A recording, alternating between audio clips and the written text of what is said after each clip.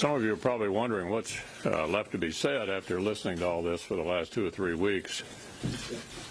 As you know, I'm occasionally rather parsimonious with my comments, and I thought it best to wait until this was behind us before having a more open discussion with all of you about what we've just witnessed. Now, let me start by saying I don't think any of you doubt that this was the most partisan of exercises. We all fully remember, and it's been said numerous times, the Speaker said roughly a year ago, you shouldn't go forward with an impeachment that was not bipartisan. I've watched her very carefully over the years. Our leadership positions have overlapped, and even before then, we were working together on appropriation bills back in the early days. I'm pretty sure she didn't want to do this. But the fact that she was pulled into this direction against what appeared to be her political instincts a year ago underscores that this was a purely political exercise. Now, having been dragged into something she instinctively felt was a mistake, then the second impulse was, let's get this over with as quickly as possible. Get it out of here, get it over in the other body, and let them deal with it. So that's why you had an abbreviated, truncated rush job over in the House. But even during that abbreviated period, it was pretty clear that they amassed a significant body of evidence from witnesses, which you heard them argue about over here frequently. They provided with us in the House record testimony from 13 witnesses, depositions from 17 witnesses. Then, of course, we added on top of that 180 questions. That we witnessed 193 witness video clips and 28,000 pages of evidence. So I asked my staff to count up the number of times we heard from the House managers during their presentation, how many times it was already proven. There were 60 times, 60, in which House managers said during their presentation to us that the case was either proven or proved. 60 times. There were 33 more times when one or more of the House managers said the evidence was overwhelming. So where did the nonsense about witnesses come from? I have a pretty good idea. After this thoroughly political exercise left the House and came over to the Senate, there was a lot of poll data taken. How are we going to sell this to senators? How are we going to sell it to the American people? Even though we already have all of this testimony and all of these witnesses, what polls well? Why, of course, if you ask the average citizen whether they think there ought to be witnesses in a trial, well, you're going to get an answer that you want. So the Speaker, I gathered, decided to sit on the impeachment papers after arguing that this is a matter of great urgency and the President needed to be removed from office as soon as possible. Sit on them for a month to laughably think that that somehow gave me leverage to concede their principal political argument, which was this was all about witnesses over here on our side. Well, that brought one of those rare smiles to my face, which you witnessed, in which I was perplexed by the strategy that was being employed. Finally, when it became obvious to everyone, it was an absurd position. Democratic senators were saying, why don't you send the papers over? Some of our own members were saying it before they got slapped back into line. The papers came over, and we knew full well this was all going to be about witnesses. I had said to my colleagues back in December in anticipation of the impeachment that their strategy would be to get it out of the House quickly and to leave it in the Senate endlessly, so that we'd have that wrapped around our axle indefinitely. And my suspicion was that it wasn't so much about President Trump, but rather about taking the Senate. And my counterpart, Senator Schumer, finally in the last few weeks pretty much admitted it to all of you that that's what this was all about. It was about taking the Senate and about trying to bog us down in this and to try to get my guys to have a lot of tough votes. So I'm proud of my colleagues for seeing through that, for knowing that even though if you ask a typical voter, should there be witnesses in a trial, they'd say, sure, of course there ought to be witnesses. That it was really about not the president, we all knew he was not going to be removed from office, but about trying to take the Senate.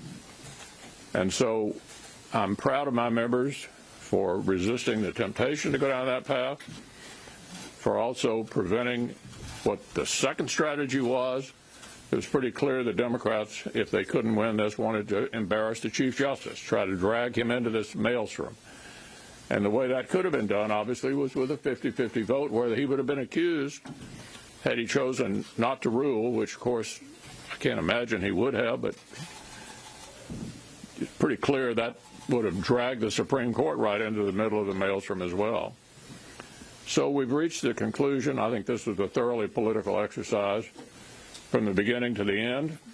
And the final irony of it all is the Speaker was right in the beginning. Because here we are today in a position to judge the political impact of this. Since it all started about politics, how did it end about politics? The President has his highest approval rating since he's been in office. I can tell you as a poll watcher who's looking at polls in certain Senate races, every one of our people in tough races, every one of them, is in better shape today than they were before the impeachment trial started. So I'm not sitting here predicting what will be the biggest issue in November, but I can tell you this. Right now, this is a political loser for them. They initiated it. They thought this was a great idea. And at least for the short term, it has been a colossal political mistake. Manu? Several of your members have been critical of the president's conduct, saying it was inappropriate, shameful, as Lucy McCarthy said. One of them, of course, today said he would vote to convict the president on abuse of power, Mitt Romney did. And for you, why is it okay for the president to ask another foreign country to investigate a political life? Now, Manu, I've been responding to you for years. And you know that what I'm here to talk about today is the political impact of this. We've completed it. We've listened to the arguments. We voted. It's in the rearview mirror. And I think what's appropriate now is to weigh, since it all began for political reason, the political impact of it. And I think it's pretty clear what I've already said is where we are right now. Yeah. Is there room in the Republican Party for someone who votes for the president's conviction? Well, I was surprised and disappointed, but I still think that we had a great teamwork on this, and I think we're in a good position going into our Senate races and the presidential race with regard to this issue. There may be plenty of other issues between now and November, but I think we're in pretty good shape right now. Yeah. Leader McConnell, some of Speaker Pelosi's top lieutenants are already talking about next steps, subpoenaing John Bolton. Is there a serious political price to pay if they don't move on after impeachment? Well, you know, I've watched these impeachments these investigations over the years by both sides. I really think the American people are more likely to focus at this point and for the rest of the year on what kind of shape is the country in. How are you feeling about things? Are you better off, as President Reagan put it, are you better off now than you were 4 years ago? Yeah, I think the investigations will go on. That's sort of what Congress does. We've done it when we were in the majority and there was a Democratic president. They've done it. I wouldn't expect that to stop. I think in the end, it's not likely to have much of an impact on any of the races, the presidential or the Senate races. Yeah. Donald Trump Jr., just to follow up on Garrett's question there, is calling for Mitt Romney to be expelled from the Republican conference. Is there any chance that Mitt Romney is expelled from the Republican conference as a result of his vote to convict? Yeah, look, I was surprised and disappointed, but we have much work to do for the American people. And I think Senator Romney has been largely supportive of most everything we've tried to accomplish. Yeah. Why is there this reluctance to engage specifically on the issue of the president's conduct? Was it acceptable for President Trump to ask the leader of Ukraine to investigate the Bidens and subsequently hold up military aid? That specific question. I'm sure you were paying close attention, but that's exactly what we've been talking about for the last 3 weeks. Yeah. Obviously, you and Senate Minority Leader Chuck Schumer had a lot of disagreement about how the trial should go. And how would you characterize your relationship with the minority leader coming out of this, and has it been strained? Yeah, I think the relationship is fine, but adopting the Clinton rules didn't serve his purpose. So let's go back to what he was trying to achieve. He was very forthright about it. We had a discussion before we began the trial. He wanted to guarantee at least some number of witnesses before we started. I felt that our best interest and the best interest of the country was served by listening to the arguments and going through the questioning period before we got to the question of witnesses, because we might or might not conclude at that point that we needed any witnesses, because we had a mountain of evidence headed our way that they referred to repeatedly, which was the best argument against additional witnesses. I mean, how many times did they have to say the case was conclusive? What was the line? Proven, or proved, or overwhelming. Now, when you listen to those kind of arguments being made by the managers, you scratch your head and say, now really? Do we need to hear more? So that was the difference.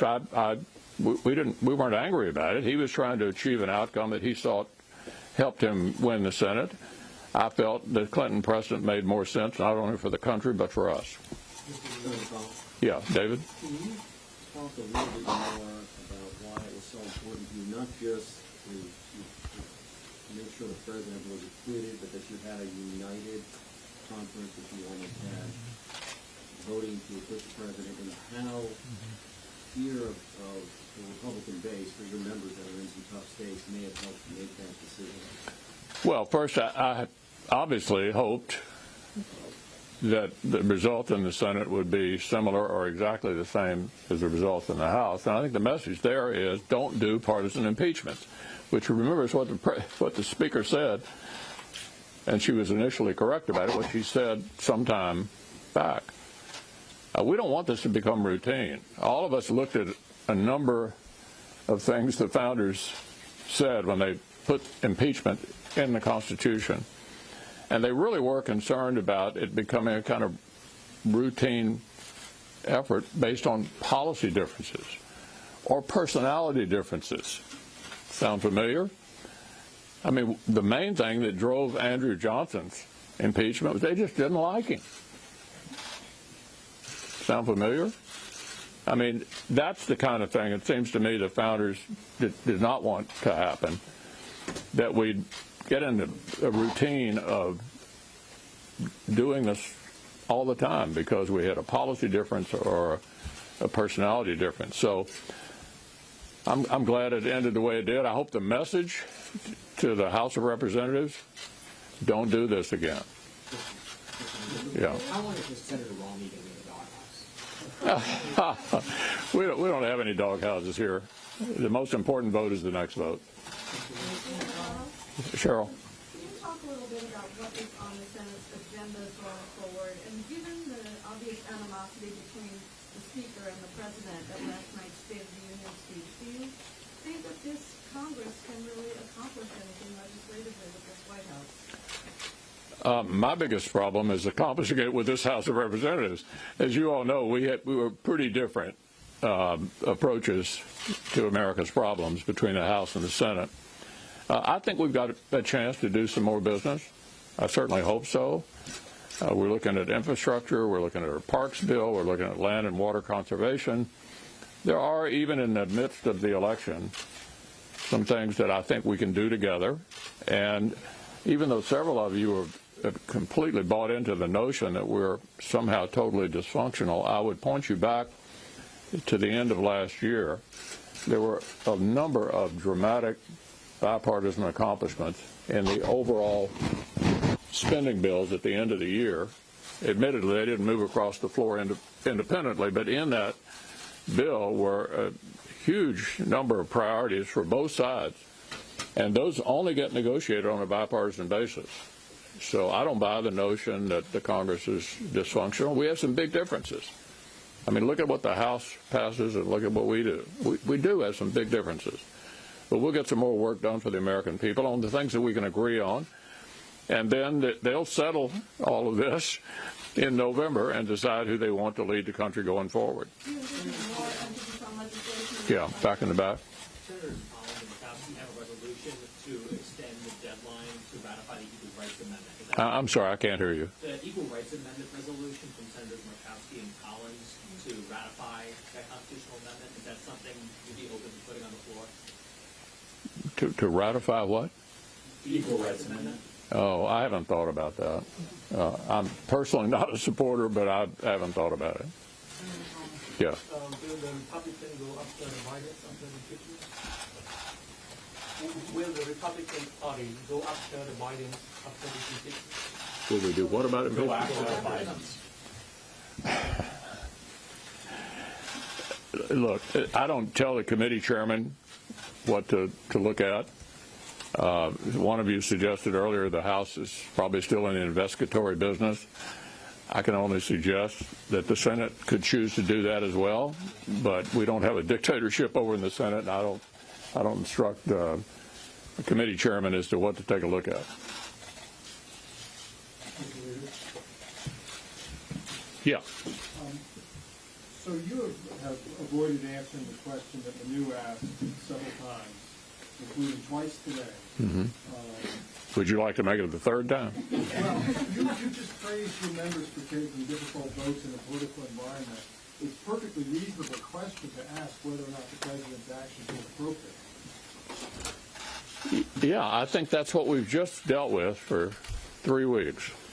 3 weeks. We've listened, we've voted, we've had a number of internal meetings to discuss all of this, which you all ended up knowing a good deal about and writing about. It's time to move on. This decision has been made. As far as I'm concerned, it's in the rearview mirror, and the consequences of it in terms of the future are up to the voters of the country to decide who they want to lead the government for the next 4, and in our case, with the class 6 years. I'm going to take one more if there is one. Yeah. What do you make of the fact that the House vote was bipartisan against the impeachment, and in the Senate you had the opposite, with Senator Romney being the only vote? Yeah, I think they're pretty clearly party line both ways. I think that's what you can take out of it. Pretty much party line in both chambers. Thanks a lot, everybody. Good afternoon, everybody. This is clearly not a happy day for the nation or the Senate. The Senate turned its back on the truth, on a fair trial, on doing what the Founding Fathers would have wanted us to do. But Democrats walked out of the Senate chamber with their heads held high because we sought the truth. We did everything we could to get the truth. The American people believed that and knew we were fighting for the truth, and know it to this day. I'm very proud of my caucus. Every member voted his or her conscience. Every member cared about the fundamental here, what I tried to talk about in my speech, the truth, the facts. It was a day, a week, 2 weeks, where the crucible of the nation was tested. A lot of people, including a Republican, passed the test. A lot of Republicans, Leader McConnell, failed that test. Failed to live up what this country is all about. Failed to live up to getting the truth. Early in the process, we defined what a fair trial was. Witnesses, documents. We didn't know what the witnesses would say. We didn't try to have a long list of witnesses to be dilatory. We simply looked at the ones who were eyewitness to the account and what they would say. And now that our Republican colleagues have rejected a fair trial, truth, there's a giant asterisk next to the president's acquittal. The asterisk says he was acquitted without facts, he was acquitted without a fair trial, and it means that his acquittal is virtually valueless. So while Leader McConnell in the White House may be cheering this as a win, history will view this as a Pyrrhic victory for Senate Republicans and the Senate Republican Party and the Republican Party and for President Trump. Because there was a metaphor here. McConnell and I were each supposed to speak, me at 3:30, him at 3:45. While I was speaking, only 2 Republicans were in the chamber. They were hiding in the cloakroom. When McConnell spoke, they all came out. That's a metaphor. They were afraid to hear the other side. They were afraid to hear the truth.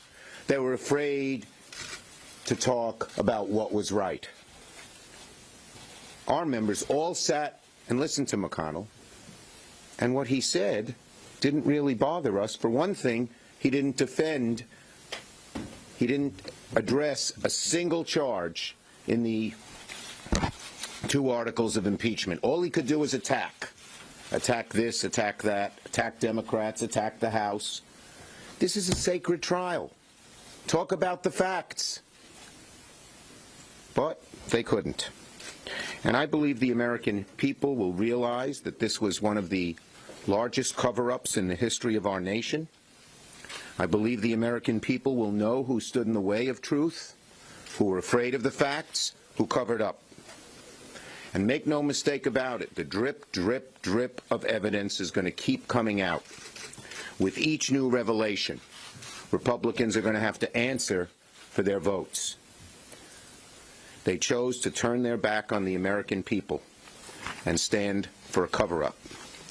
They chose to use ad hominem attacks and finger-pointing. Leader McConnell couldn't even bring himself to say what the president did was wrong when you asked him a few minutes ago. That's astounding. Maybe he believes what Dershowitz believes. This president can do anything he wants. So, as I said, we always knew it was an uphill fight. No one had illusions that the president would be convicted.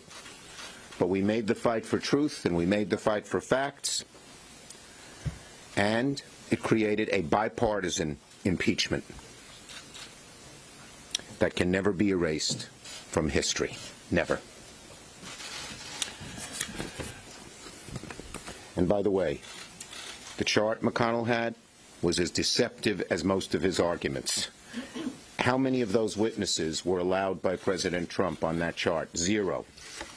How many documents were allowed by President Trump in the impeachment trial? 0. He criticized the House, but he's claiming credit for their witnesses, which weren't all the witnesses they wanted. So I'll take some questions. Yes, Karen. How important will it be politically and historically that this was a bipartisan vote? And what was your reaction when you found out it was going to be? First, I do want to salute Mitt Romney. The pressure on every Republican was enormous. Every Republican knows that this president is vindictive, vengeful, vicious sometimes, and they don't want to oppose him. There are a whole lot of Republicans, I believe, who knew we were right, but said, I don't want the bother of being attacked relentlessly by the president and the hard right. And so the fact that this is bipartisan holds up a beacon as to what was right and what was wrong. And the fact that the Democrats were united in conviction of the president, and even more important, on witnesses and on documents, speaks legions. Yes. Go ahead. Senator Schumer, can you speak a little bit? Senator McConnell is making the argument that the polling numbers actually look better for his Republican incumbents than they do. The amazing thing about Leader McConnell is he says the House is being political, and all he does is talk politics. The bottom line is, if you believe that truth prevails, if you believe that the American people wanted the facts, we're happy to live with that verdict and see where it takes us. Plain and simple. Yes, Manu. President Trump's approval rating now 49% according to the Gallup poll. Are you concerned at all that this effort was a political gift to the president? No, not at all. This was seeking the truth. History, if you believe that right prevails, and we know we were right, and we know they knew they were wrong, as evidenced by them sort of hiding, shaking in the cloakroom, and even being unwilling to listen to the other side, then you know that it's going to work out. And I believe it will work out. Poll numbers go up and down, up and down. That's not what motivated us here. In something as serious as this, you try to figure out what is the right thing to do, what is the truth, how do you get the truth, and you go forward. And the chips will fall where they may. But almost always, if American history is any indication, when you're right, the chips fall on your side. Go ahead, Cheryl. Did Senator Manchin come to you before announcing his vote and talk to you? No, I learned of the vote just before they called the roll when someone told me he put out a statement. Were you surprised? Joe Manchin wrestled with this and struggled with it, showed far more courage than every Republican other than Mitt Romney, and I didn't know where he'd come out. I told him that he should just wrestle with his conscience, he's a religious man with God, and come to the conclusion to do the right thing. And I told him we'd be friends no matter what. No, you always shout out, I'll get to you, but I want to get to people who I try to go to the milder-mannered people occasionally. Do you think the House of Representatives should subpoena John Bolton? That'll be up to them. I'm not going to get into that. Do you think that if they do, what should happen? I'm not going to comment on what the House of Representatives should do. As I said, I thought they did a very fine job. I don't have any second guessing of them. And the irony is they did a far finer job than the Senate did under Mitch McConnell's leadership. Mitch McConnell covered it all up. The House didn't. Nope. Yes, back there.